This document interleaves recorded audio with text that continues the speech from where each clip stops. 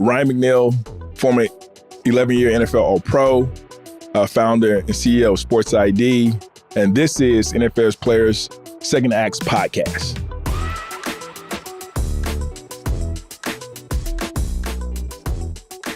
What's going on, everybody? I'm Peanut Tillman, and this is the NFL Players Second Acts Podcast. I got my guy with me, Roman Harper. What's up, baby? I'm good. I'm hyped. Hey, we got that energy going right now. I'm hyped. Hey, yes. We got all DBs on the set right now, so I'm a little extra geek right now. DBs are the best. This is going to be a great one. So first and foremost, thank you to iHeart for letting us get their studio right here in West Midtown Atlanta. It's pretty fancy over here. It's a nice studio, nice setup. And I can't wait to have our conversation with our guest today. So he is the product of the U, or the University of Miami. He won 2 national championships, played DB as a Pro Bowler for 11 seasons, successful businessman, and the CEO of a whole bunch of companies. Ladies and gentlemen, welcome to the pod, Ron McNeil. Hey, can I just say something, Peanut? What you got? Say something. You threw up the U and your fingers are all flailing. Hey, man. It's like, that's very detail-oriented. Very detailed. Nice and crisp. I got the messed up fingers, so I just did it. Yeah, that's be nice and crisp. You can't. Make sure the 2 thumbs catch neck. Yes, you can't be all. Yeah. I didn't actually go, so I wasn't trying to make it look perfect. So I'm just like, he went to the U. And I peeped that. Yeah, I'm not trying to fake like I went there. I just, he went to the. That's like me saying, hey, I'm a cute. I do something like that. I'm not really throwing it up. I just like, I'm a. Thank you. I appreciate the attempt. Yeah, it's appreciated. I'm gonna give it to you. You went there. I didn't go there. That's your school. How quickly did you get acclimated to the life of football at the U? I mean, you had Dennis Erickson, Jimmy Johnson as your coaches. You had multiple. You had the Blades. You had all kinds of teammates that were all so great. Like you said earlier, you lost 5 games in your whole college career. So I would say probably when we first got on campus, Jimmy Johnson was first coach when he left and went to Dallas. Then we got Dennis Erickson from Washington State. But Jimmy Johnson tricked us, all the freshmen, become a freshman. He wanted us to come down from the facility and watch the upperclassmen work out. It was beginning of fall ball, right? And he's like, y'all just watch. And so we watching them go through drills and whatnot. And, those who don't know, Coach Jimmy Johnson is a psychology major. We were looking, oh man, that's, he's big, he's fast, da-da-da. And then he was watching us, like purposely. It's like 10, 9, 8, 7. Hey, y'all want to get some? And so everybody was looking around, do more. I don't know. It's like, and he threw us in the fire first day, and the rest is like history. The older guys was like, come on, y'all, get some of this. And drills, we had to run to each drill. Yeah. Not slow down, so we couldn't slack off. So it wasn't, the freshman drill and everybody else. We had to keep the same pace, same intensity as the upperclassmen did. That's cool. So I want to know about that was when football was like real. Y'all was still hitting, especially like in the league. Like y'all was still like thumping. Y'all was laying that wood. I want to know, what was your welcome to the NFL moment? Couple things. One, I'll say this so everybody can hear, everybody can listen to. One of the things that surprised me the most is that there are players in the league that you question why they there, right? Yeah. Because you played with other guys who you felt were better, smarter, and better football players. So that was kind of surprising. It's like, why is he here as opposed to he not being here? That was one. And the other one was coming from University of Miami, had a little ego coming from the University of Miami because we lost to Alabama. Majority of my seniors and myself, our stock dropped a little bit, right? With that being the case, got to Detroit thinking, I will be the man. Didn't think I was the man yet. I was going to be the man. And I wasn't hearing the veterans, hey, carry my shoulder pads, carry my helmet. I'm like, yeah, nah. You got me mixed up. I'm not the one. And you were that rookie. I'm a pretty chill dude, though. For the most part, I'm pretty chill. Yeah. So I'm going to tell you who's the culprit. right? So I had my veterans was Benny Blades from the University of Miami, William White from Ohio State, Ray Crockett, Baylor. Yeah. Those are my main my main vets in the secondary. You know, those are guys that I kind of, you know, listen to. But then we had Tim McKyer, came over from San Francisco. Mm-hmm. And Tim was like, when I was a rookie, you know, he's one of them old, crotchety old dudes. When I was a rookie, I carried 15 helmets and 16 shoulder pads. And I don't like try to hear that. And so Benny didn't like the fact that I would tune Tim out. And I was like, yeah, no, Tim, I'm not doing that. Not just because, no. And so Benny got fed up, and I was literally talking back to Tim, going back and forth. I was like, nah. He picked me out of my locker, took me about 40 feet, and dropped me in a cold tub. Boom. Everybody cracking up. And I'm saying to myself, it's going to go one of two ways. I can accept it, be humble, or I can fight and, you know, it's gonna get every day. No, but it's my big brother, right? It's like I'm not gonna win that. It's Benny Blaze, 6'2", 6'3", you know, 240-pound safety. It's like that was my moment. It's like, calm yourself and refocus, because they expected me to play as a rookie. Yeah, and I couldn't act like a rookie, a typical rookie, like we were saying before. And I had to shift. And typically, people who know me, I'm pretty serious about everything I do, right? Focused, serious. But Tim got under my skin my first few months there. And I'll say this. Throughout the season, he and I became real tight. Rook, and I became his rook. Come here, let me show you what you're doing wrong. Rook, do this, da-da-da-da. Put your feet there, plant this way. And came tight. And so I'm glad I shifted my mindset and my focus to be receptive, right? Yes. To the process. It's like, all rookies had to go through it. Yeah. I'm not that special. I mean, I'm good, but I ain't that special. And I think that was my welcome to the NFL moment. We do some research on this show, you know. So we try and look up guys, try and learn a couple things. Right. And, you know, when you look people name up, some videos pop up every now and then. Right. Why don't you like talking about two teams, your experiences with two teams? Do you even want to say the names? You want me to say them so you don't have to say it? No, I mean, I'm not going to say them. Oh, you're not going to say it? Okay. I mean, I said them begrudgingly with Nina earlier. Okay. But I'll say this, because the first one took the fun out of playing football so much, I contemplated retirement. I'm being dead serious. What year was this for you? This was it 99? Okay, so what year's league was that? That was like 6 or 7? Yeah, that was probably like 6, 7. Okay. Culture is important. Yeah. And it was so different that I contemplated retirement and wasn't having fun. And not that I'm the fun, you know, gregarious guy. That's not me. I'm focused, laser focused, serious, boom, boom, boom, boom. Even I wasn't having fun. It's like I'm looking around the locker room like, everybody hate to come to work. Like, this is not what I'm used to. This is not what it's like, yeah. And so, and that's the reason why I don't say that team. And it was a situation where the positive from that, the bonds of some of the teammates got stronger. Okay, right? yeah. In right? misery. Misery loves company, right? Misery loves company.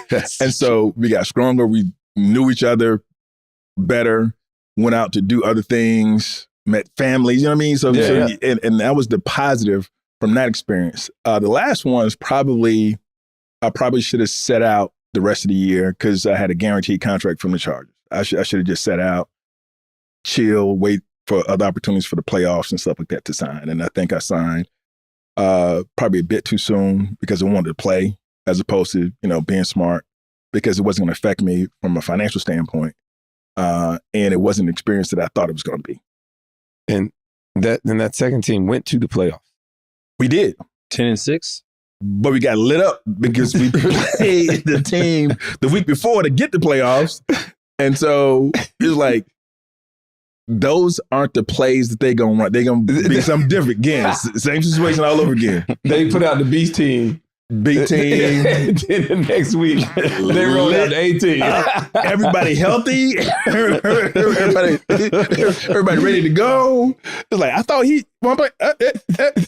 No, formations, everything different. everything different. All right, well, for our viewers out here that don't know, because I do know, the first team he's talking about was the 1999 Cleveland Browns. They went 2-14.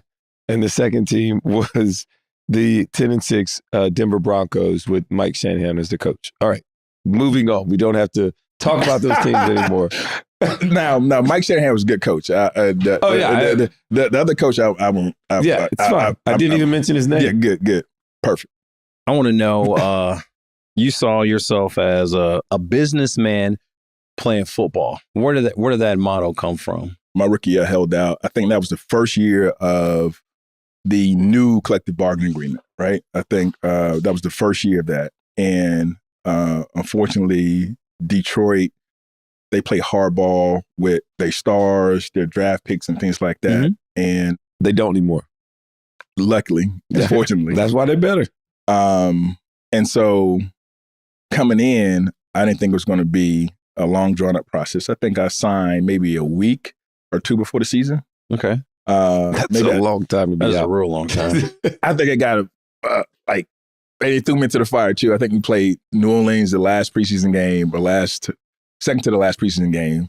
I remember having to tackle big Lorenzo Neal 1-on-1 in the flat. I was like, hey, this that could be my other welcome to the NFL moment. You got to go get him, and I did. He went down. Yeah, he went down. Okay. So I didn't knock him down. I tackled him. Hey. So I tell everybody, I'm not gonna knock your head off, but I'm a sure tackler. Getting back to the question, Mm-hmm.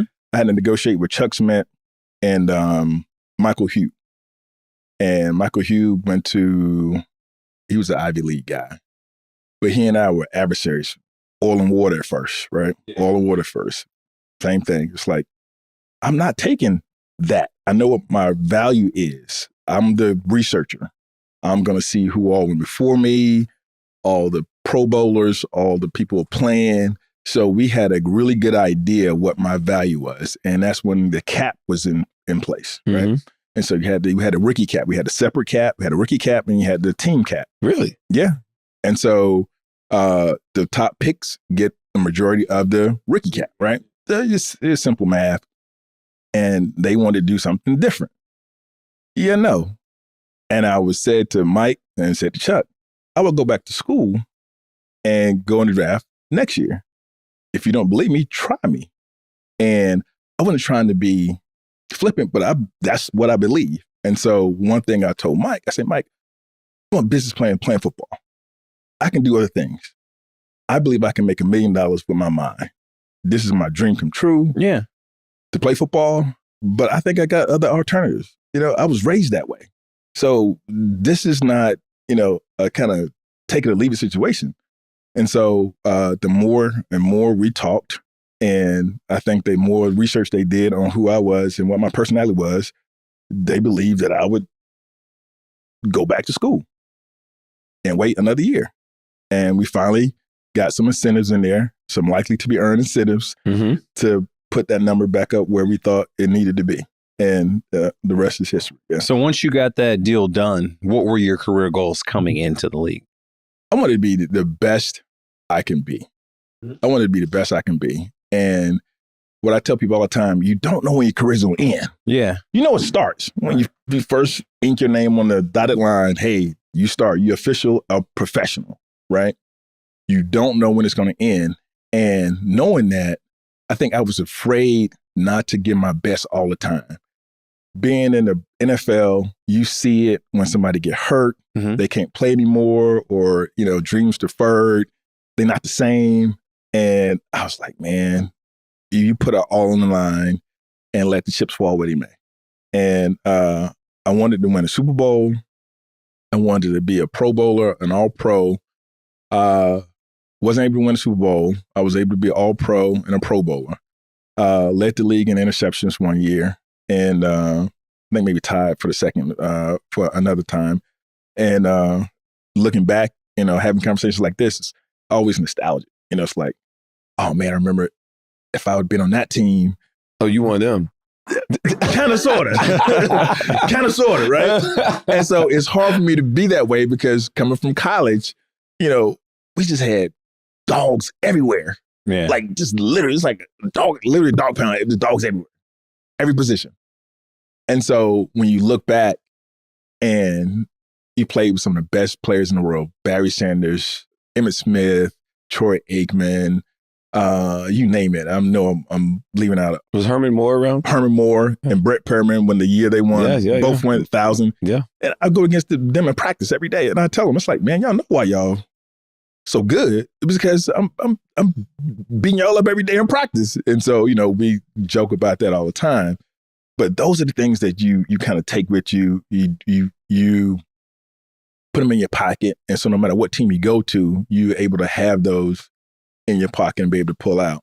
I think I had a great career. Yeah, you did. The only thing I would say, going back to your point about Denver, it was chasing the ring. I wanted a ring. And that was probably played a part in me pulling the trigger a little early as opposed to waiting the rest of the year. How do you have 9 interceptions and don't go to a Pro Bowl?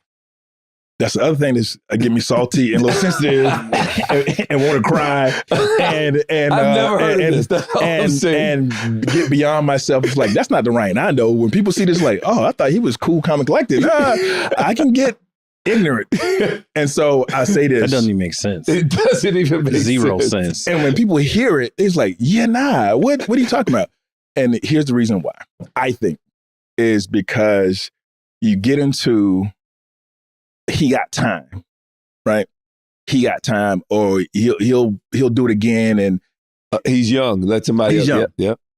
You had Dion at one corner, you had Dal Green in the other, and you had Chris Dishman as a third. And I'm like, make room for me. I mean, that was the whole point. In our secondary, when I was in St. Louis, we had a monster secondary. We had me on one corner, Todd Light at the other corner, Keith Lowell at the free. And Todd Light, big dude too, huh? Yeah, he's just big as me. Todd 6'1", 6'6", 6'2", like me. And you had Keith Lowell at the free and Toby Wright from Nebraska at the strong. And so we were killing it. We had Bud Carson as a defensive coordinator. And it was almost easy for Todd and I, because if we played a team that we was going to do a lot of man-to-man, Todd and Ryan, y'all locked up. And y'all can go get some lunch early, whatever. We just knew we was locked up. And we were killing it, man. Our secondary was good. We had Dexter McCleon coming from Clemson as our nickel. I mean, Tajee Allen, always kind of Texas A&M as a dime. Marquise, what's Marquise last name? But anyway, he was in and out when I dime. Our secondary was tight. Yeah. Our secondary was tight. And so I'm thinking, what else do you have to do to make it to the Pro Bowl? Lead the league in 9 interceptions. And they probably took about 3 back to say, we didn't have instant replay, right? Like we do now. And I think they probably took about 3 or 4 back. There's a bunch of people that get robbed of that every year. I'm sure. Didn't you make a couple? You should have made way more than what you did. I should have made more than what I did. Like, I think I remember I went my very first Pro Bowl I went to. The Green Bay was our coaches. The Green Bay receivers coach. He came up to me and said, "Hey, I made sure all receivers voted for you because you've been getting robbed and you should have been in the Pro Bowl years ago. I made sure." And I'm in Chicago, right? So Green Bay is a big rival, but the respect that they had for me, I well received. Is, hey, you deserve to go. You've been getting robbed. And I'm making sure I told my guys to vote for you. And that was how I made my first Pro Bowl. My best year statistically, I didn't go. And then so it's like it happens all the time, unfortunately. One of those things. And my stats that year, my GM came up to me and said, "Hey, like we look at like GMs, we chart everything on different levels. Your play production dwarfs anybody else. The Pro Bowl guy that actually got in. Anybody else? Like, we know it. We saw it. Just know that we know upstairs. Right. If it does anything for you, because I was pissed." Did they throw that in your face when it's time to sign your contract, though? No, they gave me my bread. I feel like some teams do that too. Well, you only got 1 Pro Bowl. And no, they gave me my bread. I ain't mad at it. They gave me my bread. So like it was cool. Respected. And I was a free agent then, and so I got franchised the year after. So that year I got franchised going into free agency. So it got franchised. And so you didn't even get to hit the market. So we're going to really change the subject, okay? Because I don't want to just keep going down. We got too many good DB energy going right now. We do. You talked about some of the your career goals, the way you came into the league, your mindset of who you were and how you were a businessman. Right. All right, that mindset. Was it the same mindset, or how did that mindset kind of play into your retirement? It was the planning process. I'm a planner, right? So DBs, you know, because I tell you, for you to hold your water to like, no, I go back to college. Not a lot of college guys are able to like. I don't know if I would be. They're not patient enough. Yeah, and so for two you, professional parents, you know, growing up middle class, upper middle class, it's like it wasn't that going to University of Miami. I know what talent looks like, right? And having started as a freshman at the University of Miami, I figured I could play anywhere. Yeah. And so I kind of took that off the table with Chuck and Michael. And again, at the end, they respect me for it. You know, everything was good about that. But transitioning to retirement was funny because I started a business around it. I started a professional business financial network. And the reason being, 5th, 6th year in the league, looking around, hey, oh man, I'm doing good. But what if? Yeah. When is it going to end? Right. Mm-hmm. So trying to plan for what if and when it's going to end, I was thinking at the time, the NFLPA was just starting to put programs together. I mean, it's not nearly as robust as it is now. Yes. So just started. And so asking around other people I grew up with, you know, they're in corporate America, and 6, 7, you know, directors looking to be VPs and things like that. So it was different for them. And so I was like, what if? And I didn't want to be left out in the cold. So I started planning early in my career. And so started an organization to help not only myself, but others transition as well on the main money on the business side. So to me, that was always a work in progress. And so even with all that planning, Roman and Peanut, it was still hard because it was hard from the standpoint of the camaraderie. It was hard to be your own scheduler, right? Now it's all your time. Yeah. You're not on somebody else's time. And that took some time to get used to. And once you did, I was fine. But, you know, like I'm walking away. It's like, you walking away? Yeah, you got to walk away. And when I walked away, kind of, you know, don't look back, you know, to say, you know, in the movies and TV shows, like, don't turn around. And, but I had to stay involved in sports somehow, some way. And so that made the transition even easier. Talk more about SportsID and your other ventures. So SportsID is the number one, right? SportsID is the main lady. And SportsID came about because, as you well know, when we play so long, you lose contact with your family, right? Mm-hmm. You miss anniversaries, you miss birthdays, you miss weddings, funerals, family reunions, and things like that. And so when you retire, you become present again. And so there's a time shift. So little Mikey is Michael now. Little tweet is Tashonda now. Like everybody's grown up. And so the thing I always ask them, hey, what do the grades look like? And what sport you're playing? And so grades were good. And, you know, the kids in my family is like, my mom is making me play such and such. My dad is making me play basketball. Whoa, making you play? What kind of kids we raising around here? And so they didn't have the love for sports like we did growing up. And that's a problem for me. And so, you know, call around guys I played in college with, guys I played in pro with. I was like, hey, are the kids in your family, you know, not as connected to sports? No, they want to sit around and play PlayStation and this and this and this. I said, okay. So probably about 5-6 years ago, sat down with some mentors and advisors and asked them one question: how can we make sports better, right? Yeah. And we spent the whole weekend putting a ton of things on the whiteboard, and 2 things came about that. One was a consensus. The other one was the majority. The consensus was we had to leverage technology. Whatever we did, we had to leverage technology. Yeah. That was number one. Number 2 was what medium or mechanism could we present to the audience to get them to buy in, get them to understand what we're trying to do. And that was LinkedIn. So we used the kind of LinkedIn model. And the best way we describe SportsID is, think of SportsID as the LinkedIn for sports, but with data, analytics, and statistics built into the profiles. Our goal is to be able to qualify and quantify everything and everybody in the sports ecosystem, people, places, and things. We're starting with youth sports first. We'll build products and services on top of that layer. The first one we'll start with is for sports camps, Camp ID. So think of Camp ID as the Yelp or Angie's List for sports camps.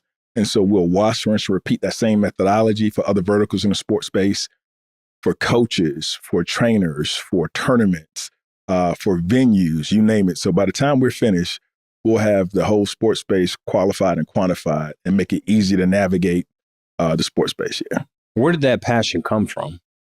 Because what I'm looking at now, you got OT Enterprises, Overtime, Camp ID, Sport ID. Where did your passion for business or entrepreneurship come from? My dad was an entrepreneur. Okay. And so I probably got that from him. You saw that at a young age. Yeah, I probably got that from him. And then, when we were younger, we all entrepreneurs, selling some candy at the school, cutting lawns. I'm from Florida, so it was a whole lot of lawns in the neighborhood. Yeah, everybody got grass. Everybody got grass, right? And so my mom bought me a gas-powered lawnmower from Sears and Roebuck. And I made a ton of money that summer. Man, you can make money in the summer, what? boy. If you want to work, right? Yeah, you want to work. you can make go some down bread, to Miss Williams' bro. house. Miss Williams, can I cut your lawn? Yeah, go ahead, Ryan. That used to be a thing. People don't do that no more, though. Everyone has like a lawn guy. A lawn guy. That's just that was old school way. Things have changed. Yeah, I was my own lawn guy. And Same. My wife fired me. So that happened. Like, I got fired.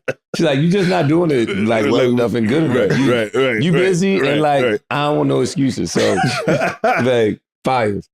Yeah. It's fine. It happens. Yeah, nah, that's it. And so with OT, right? I don't know if you remember, you guys should be around the time we had OT magazine. Y'all remember when OT magazine was out? I think so. That was my magazine. So Business and Lifestyle Guide for professional athletes. And so SportsID was born from that, not purposely.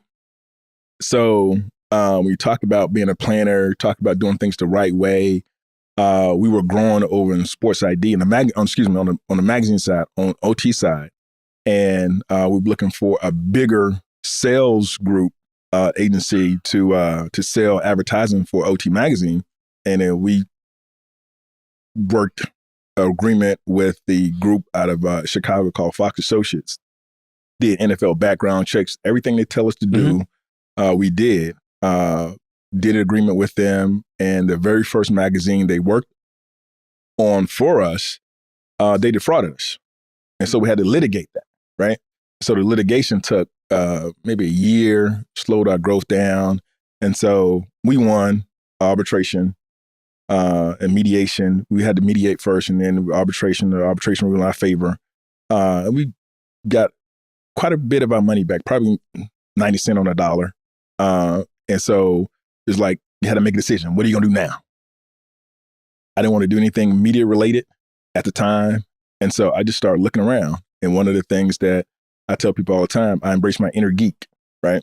DBs, I think, are some of the smartest players in sports, definitely on the football team. And you guys can attest, because we had to study. Yeah. Not just, hey, just run this and do that. I'm throwing it up. No, we had to study. And we're going backwards. And we're going backwards at the same time, right? It's the hardest job in sports. It's like, what do you mean? It is, trust me. And so I just start poking around different things. I know I didn't want to be a franchise owner. I didn't want to coach at the time. I said the only thing I would do is probably either commentate or be in the front office. But I had this entrepreneurial bug. It was poking at me. I tried to brush it off, tried to, not think about it. But God was like, yeah, no, young man, I want you to do this. And so start going to meetup groups, technology meetup groups, clandestine with a little hoodie on, sitting in the back of the room, because I want to listen and learn what developers talk about, how they talk, what they think, and didn't know exactly what I was going to do from there. but I want to have that again in my pocket. So when the time comes, I can understand it. And so you fast forward about 3 years later, having the situations with the kids in my family, that kind of connected the dots for me on the SportsID side. So you work with a lot of current NFL players, excuse me. Do you think they understand the business of professional football? I think more so now than when we came in. They come in as businessmen, business-minded, having teams already around them. They think entrepreneur. Like I was on a campus earlier this year. I was in LSU, and I had a kid that's a YouTube guy and puts a whole bunch of stuff on TikTok. Right. Player already. Dude, he's just like, already killing. He's like, man, what do you think about a IRA? Right. I'm like, bro. Wait. Weren't you 20 years old? I love it, though. I love it. I'm like, I love it. That's the best way to grow money tax-free. Yeah. It's like, I didn't know about that till like 4 years ago.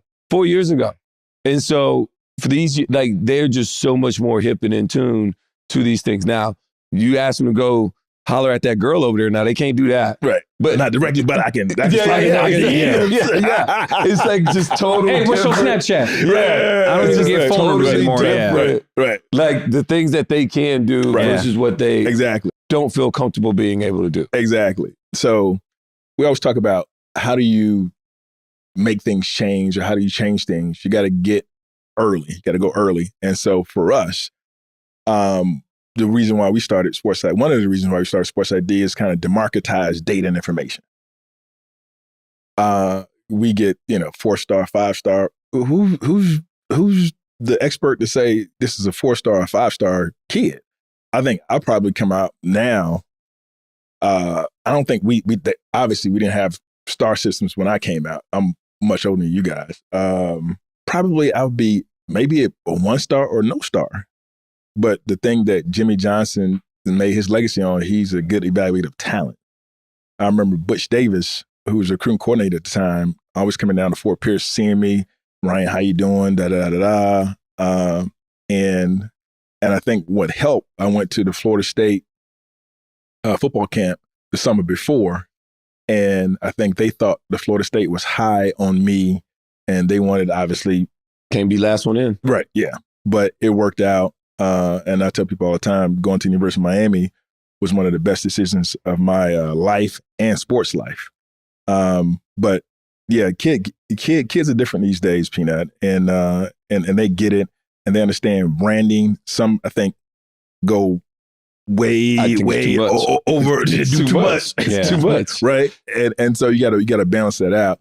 But I've always been an entrepreneur minded. And I don't think that's going to ever change, even if I do go in somebody's front office, even if I do start commentating and things like that. What's the driving force of your business philosophy? Solve small problems for big markets. There we go. Yeah.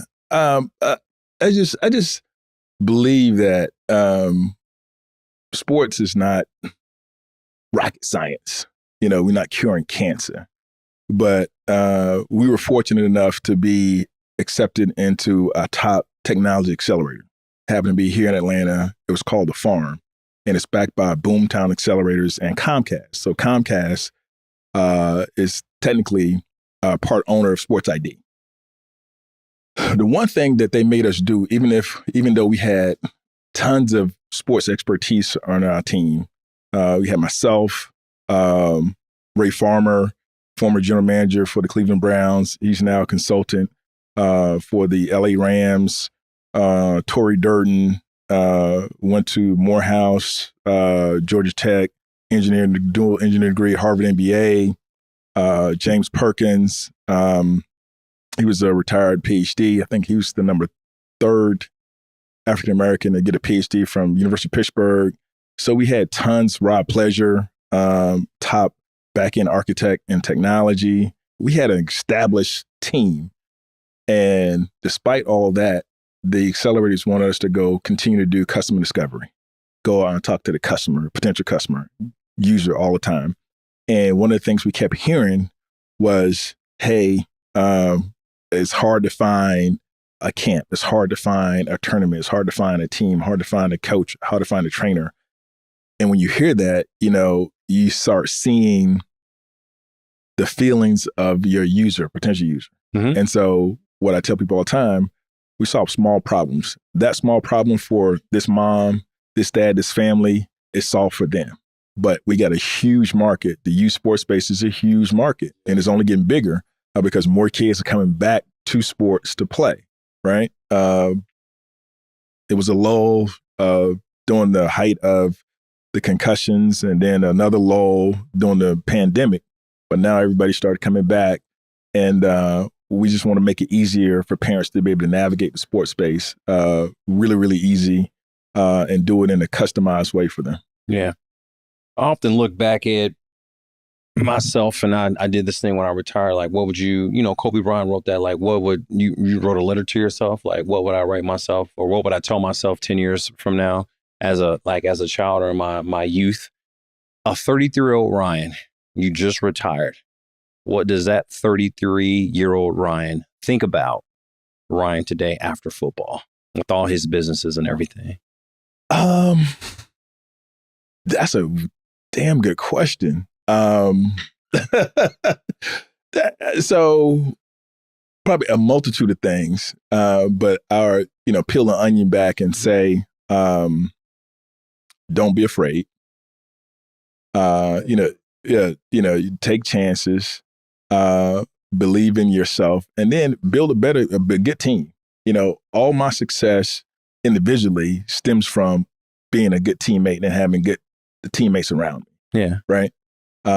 And that's the one thing that I'm learning to do on the technical side. You and I, Roman, can go out, watch kids play, and we can pick out who's the fastest, who the best, and project 3 or 4 years down the road what they're going to look like. Technology is a little different, right? So the one thing that we've had trouble with, and we finally kind of finding our groove on, is evaluating technical talent. Being a non-technical founder is tough. Mm-hmm. I can close my eyes and listen to kids and tell you which kid's going to be, good, better, and whatnot. But on the technical side, when it has to do with code and writing code, who's neat, right? You're credited with the peanut punch, right? It's like it's been done before, but you've done it so much and often, and the result has been, on a positive side, right? And so that to me is really, really cool, interesting. But from an evaluator, that gives you bonus. Roman, you always get people in right positions and things like that, and making up for your corner. If the corner somebody do some knuckleheadish. And I don't throw my hands up like, where was the coverage at? I don't do that. You don't put them on blast. I don't put them on blast, which I think is crucial. Camera follow Roman to the sideline and the clap. Right. You couldn't do it either or. The camera follow Roman to the sideline. Okay. Yeah. You know what I mean? And so it was tough to evaluate technical talent. We tried onshore, offshore, small firm, big firm. Onshore, big firm wasn't a priority. We wasn't a priority, right? And then we tried specialized, 1 or 2, 3 person team. They didn't have capacity. We tried offshore. A lot of times things get lost in translation. Mm-hmm. They don't understand football. They think football is soccer and things like that. And, tackle here is that. So we had to go through that. And so I would say, knowing what I know now, then I would say stay the course. It ain't easy. Guys, when I tell you it's been tough as hell, it's been tough. But we see the light at the end of the tunnel, and we'll be launching quite a few of our products over the next 60 days. All right. Well, Ryan, sometimes we like to throw unique questions out there. Curveballs. You can call it that. This might even be a little screwball there, just dancing up there with no spin. So it's a knuckle. A knuckleball. Yeah, that's it. A little knuckleball. Screwballs like they do in the cartoons. Yeah. Mount Rushmore. Yep. If you could have your Mount Rushmore, 4 people of influence into your life, who's helped build you to make you this version of Ryan, who would that be? Oh, man, that's another great question, bro. That's another good question. So one, my mom. Yeah. Love it. I mean, like, she was number one fan, number one critic, one take you to and from football when you first started, right? Yeah. Crying shoulder, coach, didn't know about football, but she knew mindset, stuff like that. So she was the one that got you right. This person is not alive. I never met this person. It'd be my grandfather, my mom's father, right?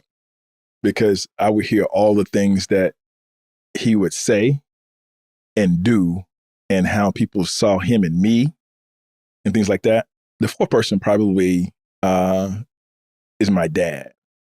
My dad played professional football. He went to college here in Atlanta, went to Morris Brown. That's how he and my mom met. Played in Canada, played pro in Canada.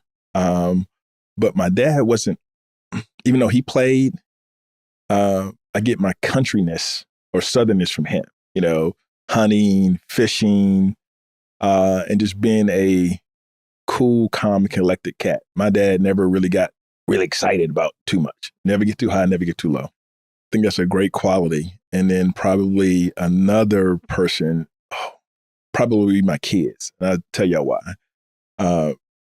Being a bachelor, you have to worry about nothing. But when you're responsible for another life, it changes you. And it changed and influenced me how I move even more so, right?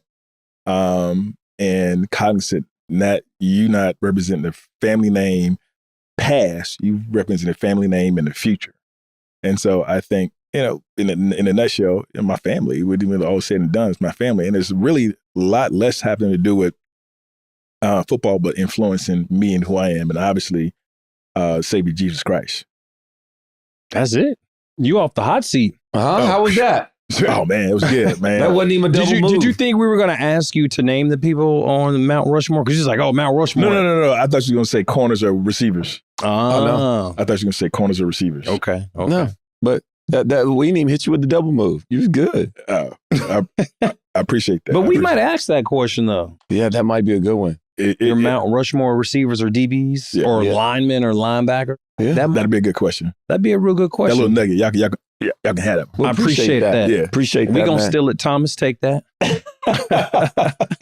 Well, man, hey, thank you to all our viewers and listeners out there where you always tuning in. Give us a 5-star rating, a review, click follow, leave a couple comments. Ask some questions. Thomas will answer them for you. And so appreciate that as always. And also where you can now watch us now at the NFL's YouTube channel, and make sure wherever you pick up your podcast at, whether it's iHeartRadio, Apple Podcasts. Thank you for always tuning in. Tell a friend to do what, Peanut? Tell a friend. Yes, come check us out, man. Thank you, man. Peanut, get us out of here. Ryan, you're the best, man. Thank you, man. Thank you. So much more success in your endeavors going forward. We appreciate you blessing us with your time. I appreciate y'all. Hey, man, I'm Peanut. It's Ryan. That's Rome. This is the NFL Players Second Acts Podcast. We out. That's a wrap.